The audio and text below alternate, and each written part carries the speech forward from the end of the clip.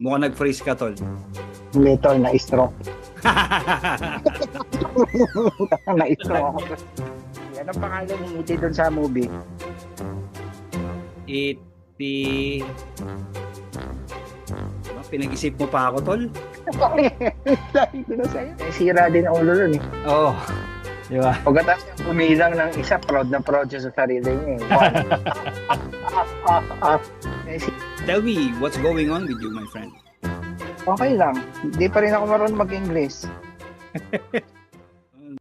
Pag pinakikinggan ko ngayon, alam mo yun, ibang-iba yung kanilang pamamaraan ng pagsagot.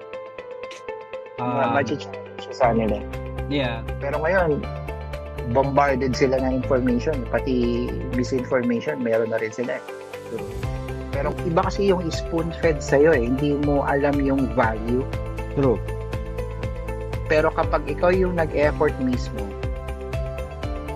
kahit maliit na bagay, pinagpapasalamat mo siya. True. Ang sarap. Tapos, nagiging part na siya ng personality mo. Yung yabang mo, authentic. Tune to us next time as we talk again about life and anything in general. See you guys. See you, bye.